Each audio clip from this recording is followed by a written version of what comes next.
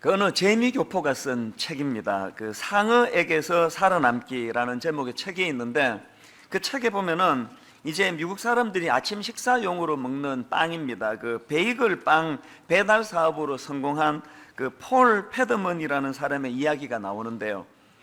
이제 이 사람의 그 사업의 특징이 뭐냐 하니까, 현대인들이 굉장히 바쁘고 분주하니까 아침 먹을 시간이 없지 않습니까? 그래서 이제 이른 아침에 회사 사무실로 이 베이글을 배달해 주는 겁니다.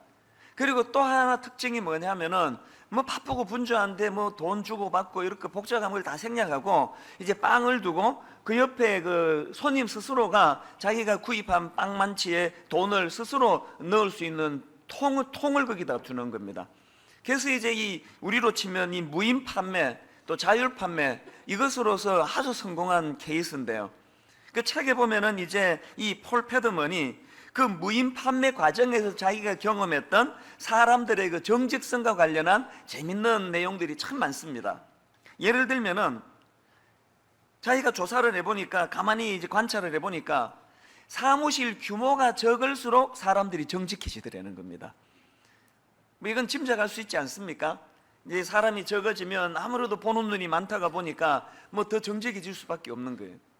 또 그런가 하면은 이 날씨가 또 정직성과 연관이 있다는 겁니다. 예를 들면은 뭐 날씨가 좋지 않을 때 갑자기 추워지거나 또 비가 오거나 또 바람이 심하게 부거나 이런 날에는 사람들이 또 정직해지지 않더라는 거예요. 뭐 이런 식으로 이제 쭉 그것을 열거했는데, 그 중에서 제 눈길을 끄는 한 대목이 뭐냐 하면은 이런 겁니다. 회사 사무실에서 이 고급 임원들이 근무하는 높은 층이 그 직급이 낮은 직원들이 근무하는 아래층보다 베이글 값을 더 많이 속이더라는 겁니다. 이게 뭘 의미할까요? 그 사람이 높은 자리에 올라갔다고 더 정직해지는 게 아니라는 거예요.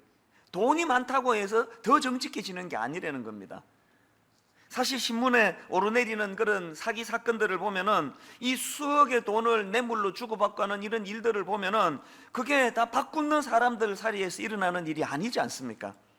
그렇기 때문에 이 정직의 문제는 물질적인 문제라기보다는 영적인 문제라는 것을 알아야 합니다.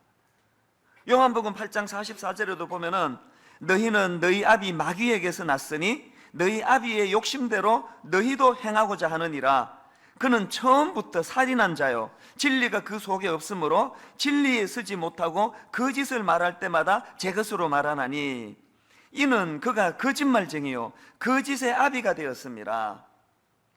그러고 보면 현실적으로 이렇게 거짓이 난무하는 세상이 되어버린 것은 그만큼 이 세상이 거짓의 아비인 마귀의 영향력 아래 놓여 있는 사람이 많다는 것을 뜻한다고 저는 생각을 합니다. 이처럼 거짓이란 것은 마귀의 대표적인 속성 중에 하나인데요. 그런데 요한계시록 12장 10절에 보면은 마귀의 또 다른 속성 하나를 발견할 수가 있습니다. 내가 또 들으니 하늘에 큰 음성이 있어 이르되 이제 우리 하나님의 구원과 능력과 나라와 또 그의 그리스도의 권세가 나타났으니, 그 다음 보세요. 우리 형제들을 참소하던 자, 곧 우리 하나님 앞에서 밤낮 참소하던 자가 쫓겨났고, 자 여기 보면은 마귀의 특징을 밤낮 참소하는 존재로 그렇게 묘사하고 있다는 것입니다. 사실 이 마귀라는 이름 그 자체가 그것을 내포하고 있습니다. 마귀를 헬라어로는 디아볼로스라고 그러지 않습니까?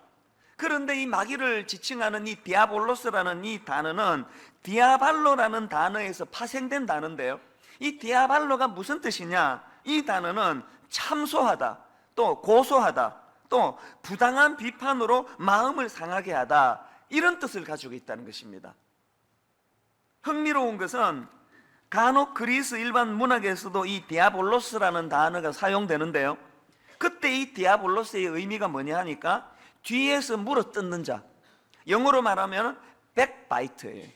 그러니까 우리가 만약에 지금 자꾸 누군가를 험담하기 시작하고 뭔가 수군거리고 비방하는 일이 내게 많아졌다고 한다면 그것은 바로 내가 지금 이 마귀의 영역 안으로 발을 담그고 있다는 뜻이에요. 오늘 교회가 무기력해지면 무기력해질수록 교회 안에 얼마나 수군거리는 험담이 난무하는지를 경험해서 다 아실 것입니다. 어쨌든 이렇게 사단이 끊임없이 참소하고 있는 것이 현실이다 보니까 오늘 우리 수많은 현대인들 내면 세계가 불안한 거예요. 두려운 거예요. 실체를 알 수 없는 그런 공포감에 우리가 살아가는 겁니다. 그래서 제가 언제 농담으로 여러분들에게 이런 말씀을 드리지 않았습니까? 우리 목사들이 잘 지키는 11계명이 있다고. 기억나십니까? 그게 뭐라 그랬죠? 들키지 말자. 그게 11계명이라고 제가 농담을 했지만 사실은 이게 사실이 아닙니다. 사람에게 안 들킨들 무슨 소용이 있습니까? 이 찬스의 귀재인 참소하는 마귀 앞에 책 잡힐 짓을 하고 나면은요, 11계명 비록 사람에게는 안 들켰다 할지라도 견딜 수가 없어요. 이 사람이 살 수가 없습니다.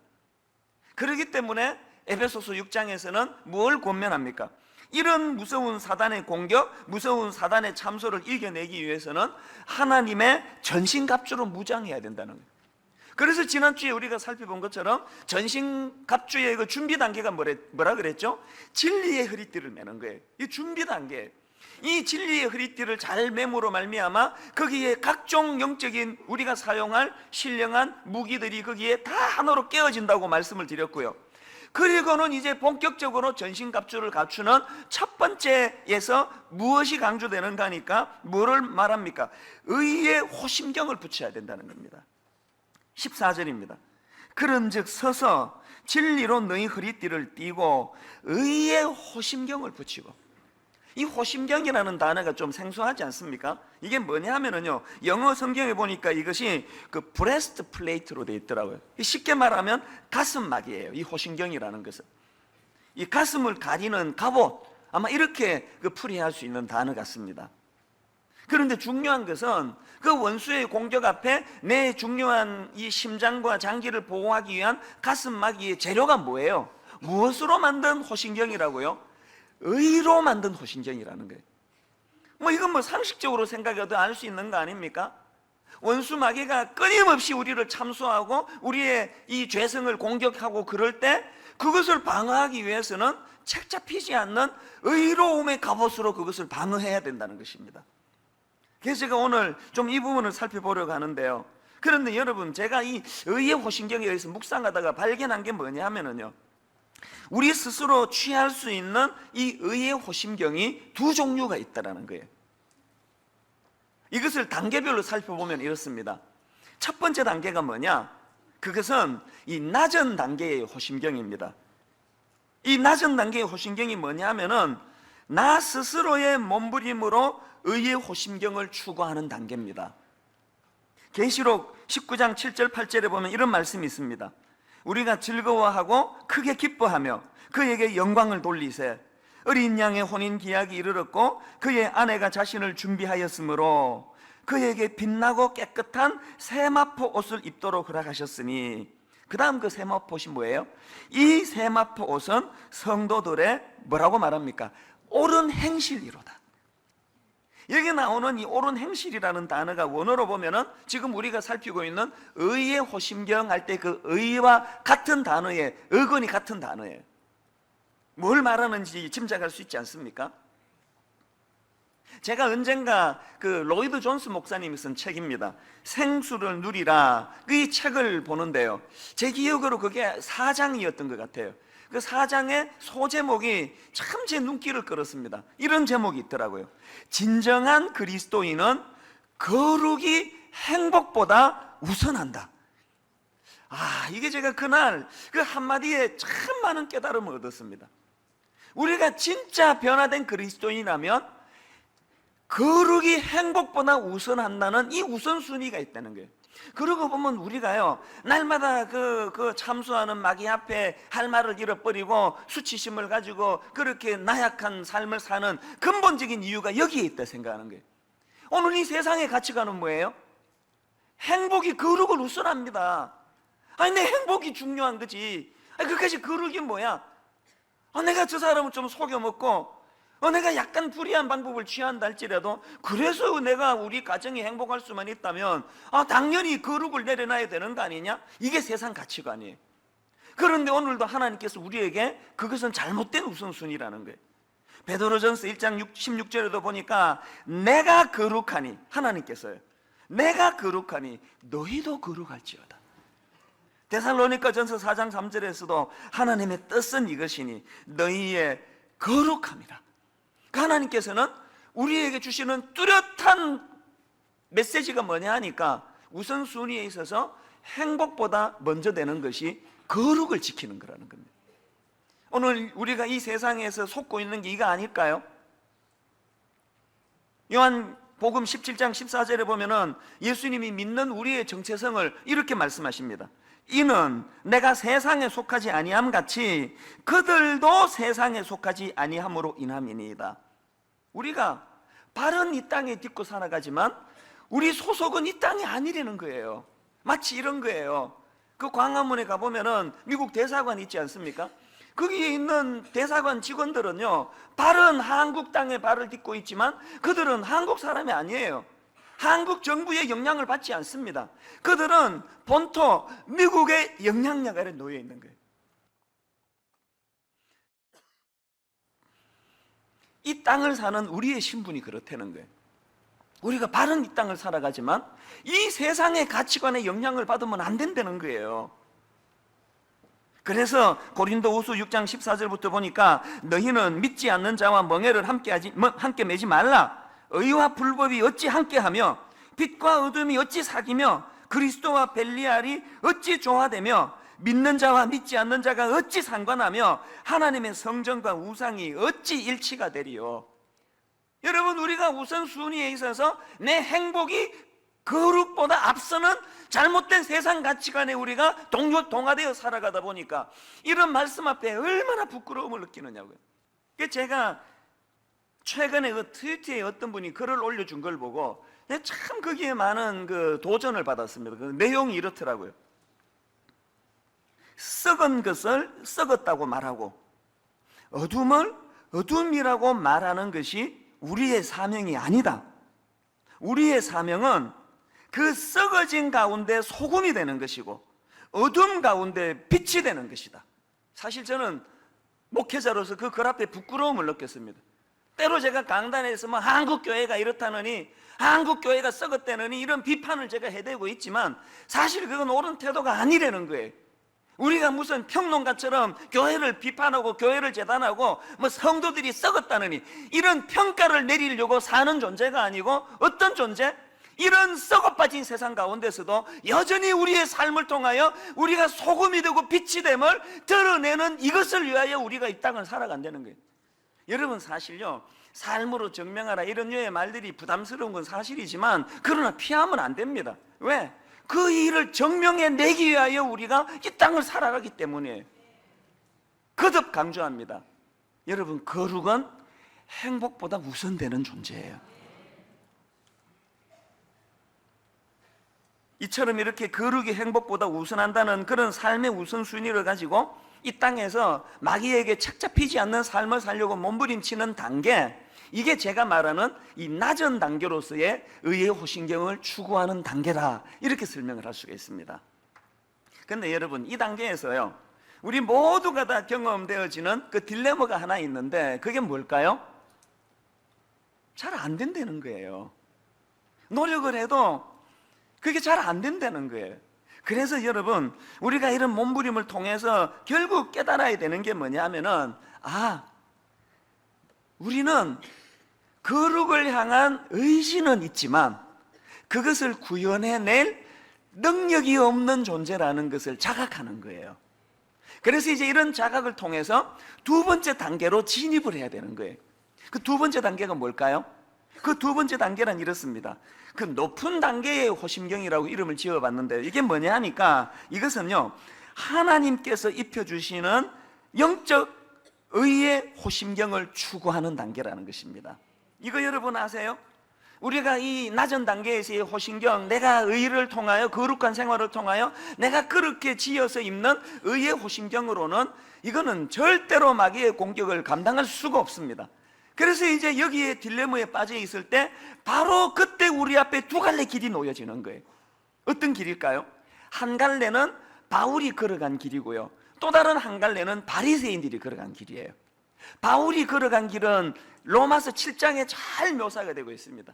로마서 7장에서 바울이 그렇게 몸부림치고 노력을 했지만 결국 그 입에서 나오는 절망적인 독백은 로마서 7장 18절 19절, 내 속 곧 내 육신에 선한 것이 그하지 아니한 줄을 아노니, 참담한 자기 현실을 깨닫게 된 거예요. 그래서 그 다음에 보니까 원함은 내게 있으나 선을 행하는 것은 없도다. 거룩을 향한 의지는 내게 있지만 행할 수 있는 능력이 없도다.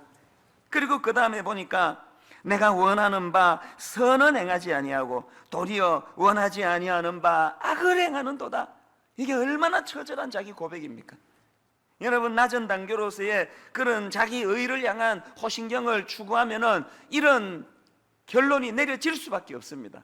아니나 다를까 그 로마서 7장 맨 마지막에 어떤 결론이 나옵니까? 우리가 잘 아는 24절입니다. 오호라, 나는 곤고한 사람이로다.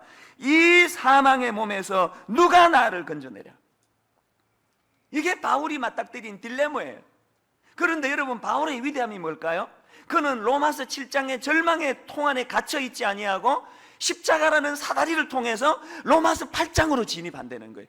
그렇게 절망했던 바울이 로마서 8장 37절에 보니까 대반전의 고백을 합니다. 그러나 이 모든 일에 우리를 사랑하시는 이로 말미암아 뭐라고 말합니까? 우리가 넉넉히 이기느니라.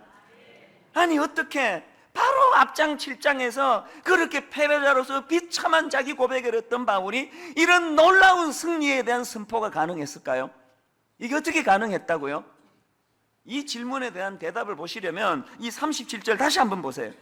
자세히 보세요. 자, 바울이 이렇게 고백합니다. 그러나 이 모든 일에, 그 다음에 무엇으로 승리했다고 이야기합니까? 우리를 사랑하시는 이로 말미암아 우리가 넉넉히 이기느니라.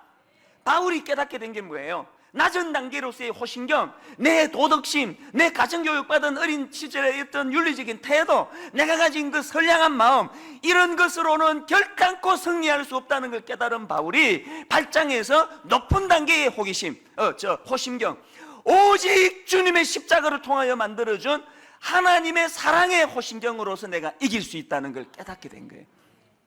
이게 바로 바울이 걸어갔던 길이에요.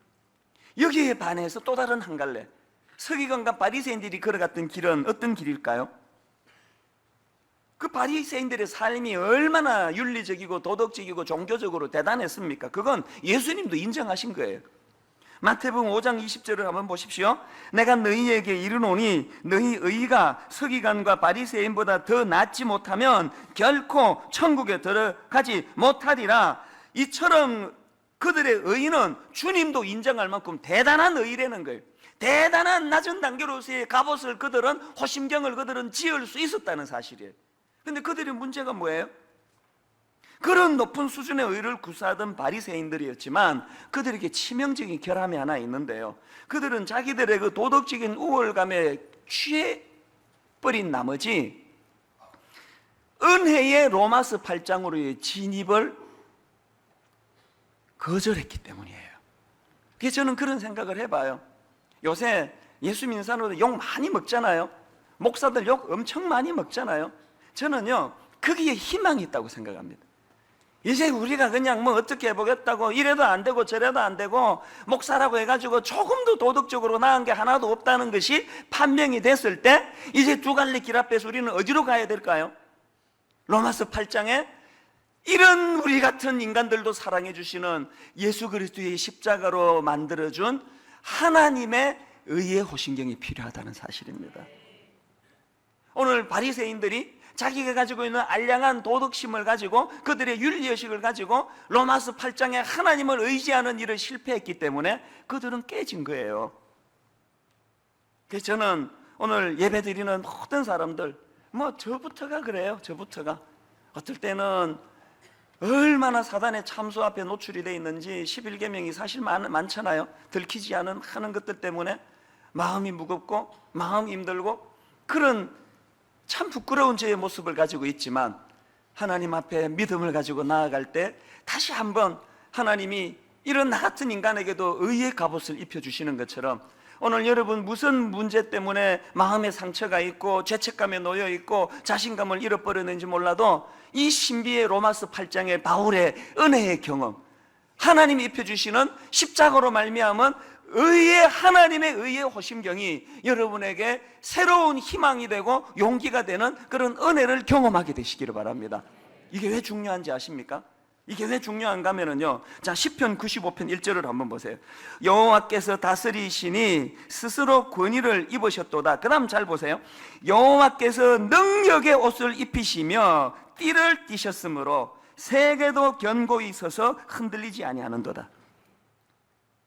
그 다음 이사야 59장 17절에도 비슷한 말씀이 나옵니다.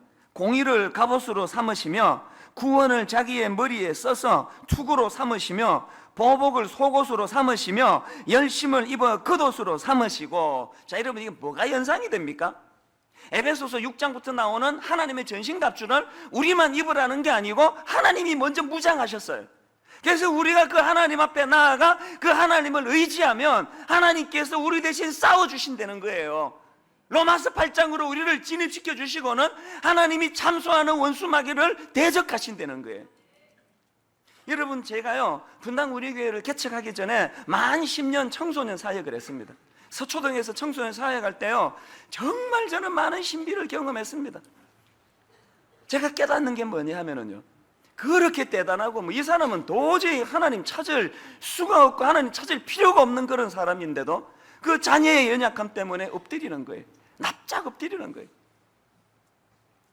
애가 손목을 끊고 자살 시도를 하고 이런 절망적인 상황에서 이래도 안 되고 저래도 안 되는 그런 절망적인 상황에서 결국은 하나님 앞에 자기의 그 의의 호신경을 내려놓고 하나님을 의지하며 하나님 앞에 납작 엎드릴 때 저는 지난 10년 동안 너무나 놀라운 기적이 일어나는 것을 목도로 많이 한 거예요. 변하는 거예요. 이유를 모르겠는데 변화가 일어나는 거예요. 앞길, 옆길, 뒷길 다 막혀 있었던 그 상황에서 하나님이 길을 뚫어주시는 거예요. 이걸 경험하는 것이 신앙생활이라는 이야기입니다.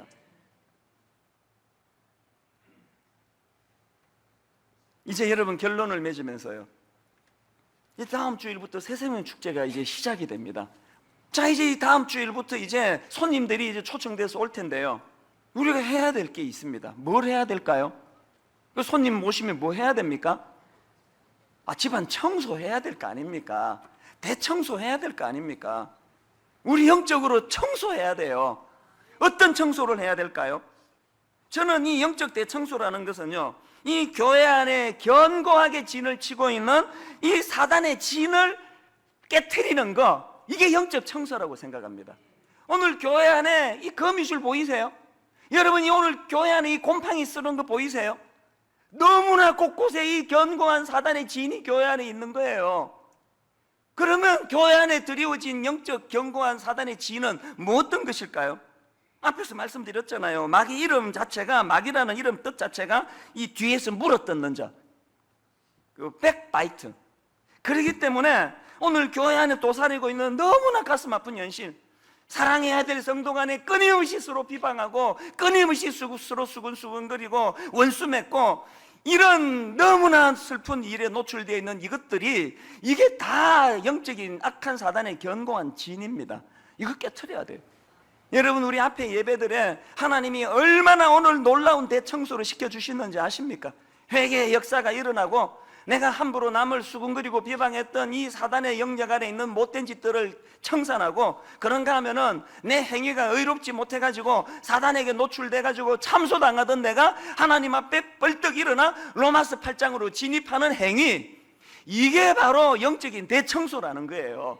다음 주부터 손님 청하기 전에 오늘 분당 우리 교회 안에, 우리 교회에 소속된 모든 성도님들 가정 안에, 우리 교회 모든 성도님들 심령 안에 놀라운 영적인 대청소가 일어나기를 바랍니다. 영적 청소가 일어나 견고한 진을 구축하고 있는 악한 사단의 세력을 다 몰아내야 된다는 거예요.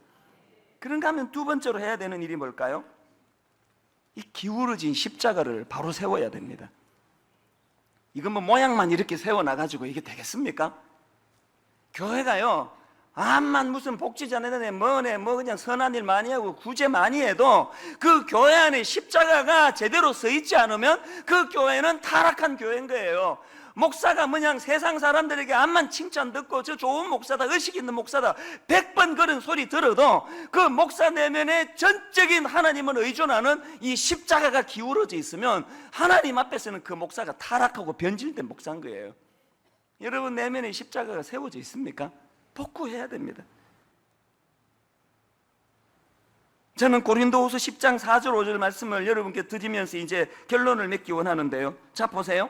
우리의 싸우는 무기는 육신에 속한 것이 아니요 오직 어떤 견고한 진도 무너뜨리는 하나님의 능력이라. 그 다음 보세요. 모든 이론을 무너뜨리며 하나님 아는 것을 대적하여 높아진 것을 다 무너뜨리고 모든 생각을 사로잡아 그리스도에게 복종하게 하니. 우리 내면을 들여다보세요. 하나님 아는 것을 대적하여 높아진 우리 자고하는 마음, 알량한 내 머릿속에 그 엄청난 놀라운 하나님을 담아두려고 시도하는 이런 악한 시도, 내가 이해가 되지 않으면 하나님 없는 겁니까? 내 머리에 담겨지지 않으면, 내가 안 보이면 하나님 없는 겁니까? 이 모든 악한 시도들이 다 깨트려지고 겸손히 하나님 앞에 부복하면서, 그래서 저는 오늘 이 고린도후서 10장 4절 5절을 가지고 만든 그 찬양을 함께 부르기를 원하는데요.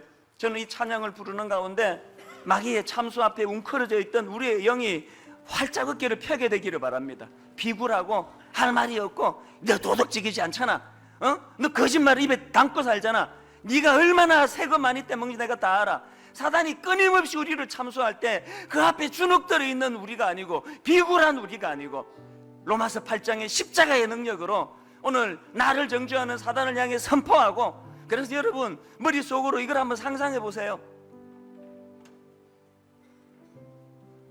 독수리가 날개를 쫙 펴가지고 그 상승 기류에 자기 몸을 맡길 때 자기는 날개짓 하지 않지만 그 영적 상승 기류로 저 높은 하늘로 비상하는 것처럼, 오늘 우리의 도덕, 내가 가진 윤리의식, 내 선한 행동, 이런 것으로서가 아니라 주님의 영적 상승 기류 앞에 내 몸을 맡기면서 날개짓하며 하늘로 비상하는 우리의 영혼이 오늘 이 시간 주님 앞에서 증명되어지기를 원합니다.